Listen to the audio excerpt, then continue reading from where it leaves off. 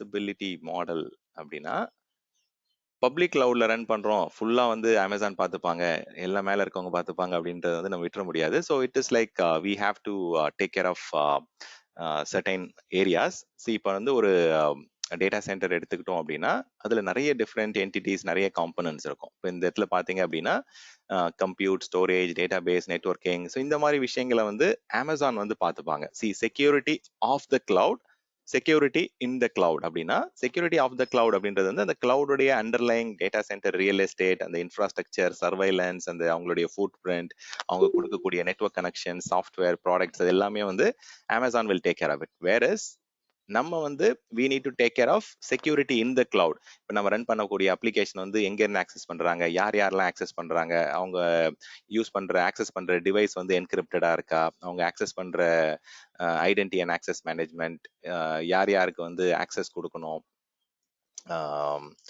அந்த authentication process, authorisation, so இதெல்லாம் வந்து கஸ்டமர்கிட்ட தான் இருக்கும். இது வந்து மைக்ரோசாஃப்ட் சரி Amazon is not owning it. வேற இங்க வந்து பாத்தீங்கன்னா அந்த பிசிக்கல் ரியல் எஸ்டேட் அண்ட் அந்த ஆன் ப்ரமைசஸ் டேட்டா சென்டர்ல இருக்கக்கூடிய அந்த சர்வைலன்ஸ், அந்த ப்ரொசீஜர்ஸ், அந்த லாகின், பிசிக்கல் ஆக்சஸ், இதெல்லாம் வந்து பாத்தீங்கன்னா it is owned by Amazon. So Amazon is responsible for security of the cloud.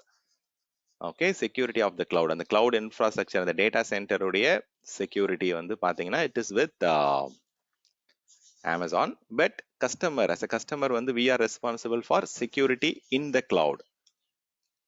So கிளவுடுக்குள்ள வந்து நம்ம ஸ்டோர் பண்ணக்கூடிய டேட்டா வந்து என்கிரிப்டடா இருக்கா, நம்ம ஸ்டோர் பண்ணக்கூடிய டேட்டா வந்து செக்யூரா ஆக்சஸ் பண்ண அலோவ் பண்றோமா, இல்லை அந்த கிளைண்ட் டிவைஸ்லாம் வந்து up to date operating system patches இருக்கா, நம்ம ஆக்சஸ் எந்தெந்த லொகேஷன்ல இருந்து ஆக்சஸ் பண்றோம், ப்ராப்பரா தான் ஆக்சஸ் பண்றோம் அலோவ் பண்றோமா, role based access control, fine grained access mechanism கொடுக்குறோமா, ப்ரிவிலேஜ் ஐடென்டிட்டி மேனேஜ்மெண்ட் ஃபாலோ பண்றோமா. ஸோ இந்த மாதிரி விஷயங்கள் தான் வந்து பாத்தீங்கன்னா வித் இன் அவர் கண்ட்ரோல், கஸ்டமரோட கண்ட்ரோல்ல இருக்கு. See irrespective of any model, இப்போ எக்ஸாம்பிளுக்கு வந்து நம்ம டிஃப்ரெண்ட் சர்வீஸ் மாடல் பார்த்தோம், அதாவது infrastructure as a service, platform as a service, software as a service.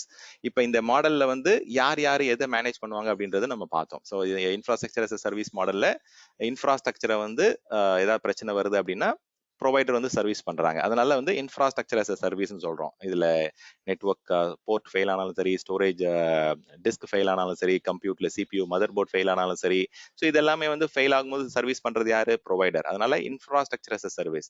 இதுல வந்து ஓஎஸ் பிரச்சனை வந்தாலும் அவங்க தான் சரி பண்ணுவாங்க, ரன் டைம்ல வந்து ஏதாவது பிளக்இன் இஷ்யூஸ் இருக்கு, வல்னரபிலிட்டி இருக்கு, பிரச்சனை இருக்கு அப்படின்னா அது எல்லாமே வந்து ப்ரொவைடர் தான் ஹேண்டில் பண்றாங்க. So infrastructure plus the platform is service by provider, அதனால பிளாட்ஃபார்ம் as a சர்வீஸ்.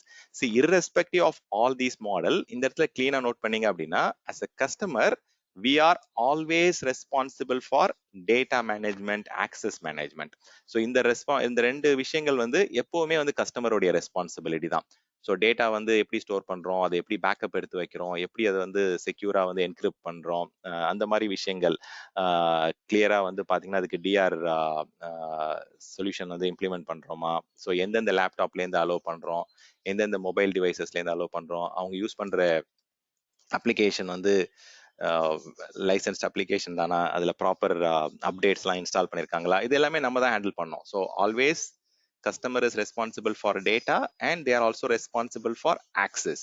யார் யாருக்கு ஆக்சஸ் கொடுக்கணும், எந்தெந்த டிவைஸ் ஆக்சஸ் கொடுக்கணும், identity and access management, authentication and authorisation, எந்தெந்த எண்ட் பாயிண்ட்ல இருந்து ஆக்சஸ் பண்ணலாம், பப்ளிக்ல வழியா ஆக்சஸ் பண்ணலாமா, இல்ல ஆன் ப்ரமைசஸ்ல இருந்து விபிஎன் வழியா ஆக்சஸ் பண்ணலாமா, ஸோ அப்படின்றதெல்லாம் வந்து கஸ்டமர் தான் டிசைட் பண்ணணும். வி ஹேவ் ப்ரொவிஷன், அமேசான் வந்து உங்களுக்கு ஆப்ஷன் கொடுத்துருக்காங்க, நீங்க பப்ளிக் இன்டர்நெட் வழியாக ஆக்சஸ் பண்ணலாம், உங்களுடைய ஓன் டேட்டா சென்டர்ல இருந்து ஆக்சஸ் பண்ணலாம், இல்ல பிரைவேட் லிங்க் வச்சு ஆக்சஸ் பண்ணலாம், இல்ல டைரக்ட் கனெக்ட் சர்க்யூட் வச்சு ஆக்சஸ் பண்ணலாம், அப்படின்ற மாதிரி நிறைய நெட்வொர்க் ஆக்சஸ் மெக்கானிசம்லாம் கொடுத்துருக்காங்க. ஸோ அந்த எண்ட் பாயிண்ட்ஸ் வந்து எப்படி ஆக்சஸ் பண்ண அலோவ் பண்றீங்க அப்படின்ற விஷயங்கள்லாம் ஆல்வேஸ் இட் இஸ் with customer. So data, information and access irrespective of any model, infrastructure as a service இருக்கலாம், platform as a service இருக்கலாம், software as a service இருக்கலாம், customer is responsible for security in the cloud. நீங்க உங்க applications எல்லாம் run பண்றீங்கல்ல, ப்ரொவைடருக்கு எந்த விதமான ஆக்சஸும் இருக்காது. அவங்க வந்து இப்போ உங்க டேட்டா வந்து ரீட் பண்ண முடியாது, அவங்க டேட்டா வந்து எல்லாம் பார்க்கவே முடியாது. ஈவன் அமேசான் டேட்டா சென்டர்ல இருந்தாலுமே லீகலி அண்ட் அவங்களோட டேர்ம்ஸ் அண்ட் கண்டிஷன்ஸ் படி they will never get into the customers data. கஸ்டமரோட டேட்டா வந்து அவங்க எந்த காரணத்தை கொண்டும் ரீட் பண்ண மாட்டாங்க. So security in the cloud is with the customer. Security of the cloud is with the provider, Amazon in this case. So இது ரெண்டு தான் வந்து நம்ம கிளியரா புரிஞ்சுக்கணும். இதுதான் நம்ம ஷேர்ட் ரெஸ்பான்சிபிலிட்டி மாடல் அப்படின்னு சொல்லுவாங்க. இதுல ஏதாவது கொஸ்டின் இருக்குங்களா?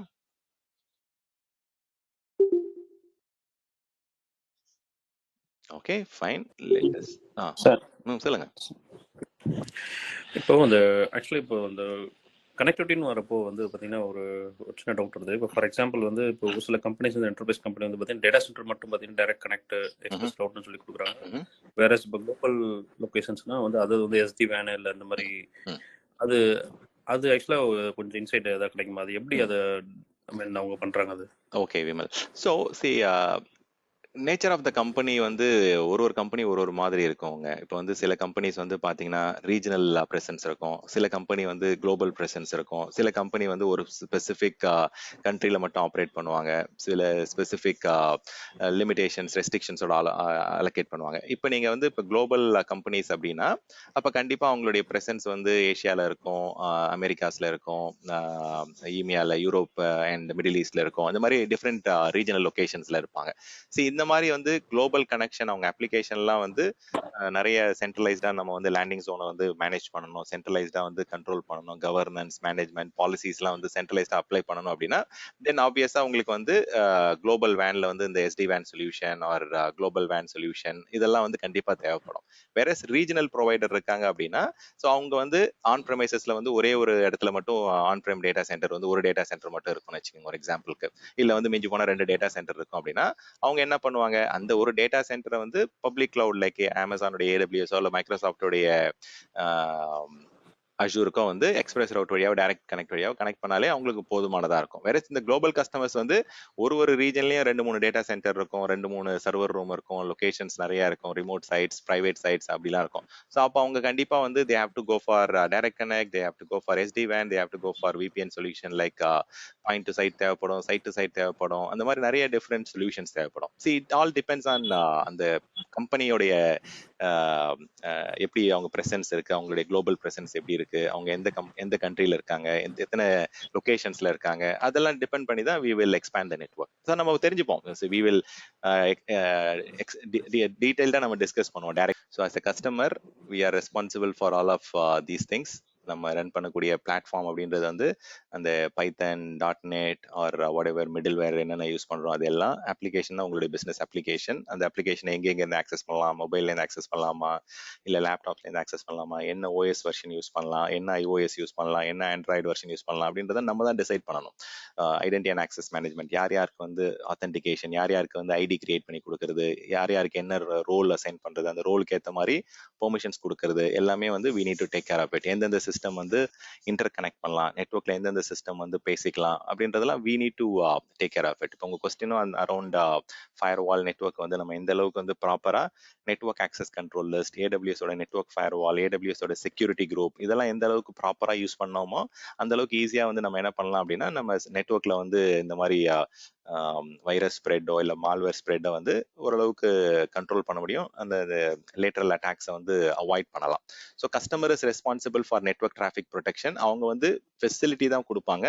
We need to take care of data at rest. அந்த டேட்டா வந்து இப்போ ஸ்டோர் பண்ணுறோம் அப்படின்னா அது என்கிரிப்ட் ஆயிருக்கா, டேட்டா வந்து நெட்வொர்க்கில் வந்து ஆக்சஸ் பண்ண அலோவ் பண்ணுறோமா அப்படின்னா அதில் வந்து transport layer security, HTTPS, SSL add பண்ணுறோமா நம்ம அப்ளிகேஷன். ஸோ அது எல்லாமே வந்து கஸ்டமர் ரெஸ்பான்சிபிலிட்டி தான். அஸ் எ ப்ரொவைடர் வந்து அவங்க அமேசான் வந்து எதுக்கு ரெஸ்பான்சிபிள்னா உங்களுக்கு தேவையான பிசிக்கல் இன்ஃப்ராஸ்ட்ரக்சர், பிசிக்கல் குளோபல் இன்ஃப்ராஸ்ட்ரக்சரை ப்ரொவைட் பண்றது தான் அவங்களுடைய வேலை. பட் நீங்க கேட்ட கொஸ்டின் எல்லாமே கஸ்டமருடைய ரெஸ்பான்சிபிலிட்டிக்குள்ள தான் வரும். So we need to take care of encrypting the data, we need to take care of ensuring our data is integrity செக்ஸ்லாம் நம்ம தான் பண்ணணும். யார் யாருக்கு ஆக்சஸ் கொடுக்கணும், authentication, authorisation, permission management, fine grained access control எல்லாமே வித்தின் கஸ்டமர் ரெஸ்பான்சிபிலிட்டி.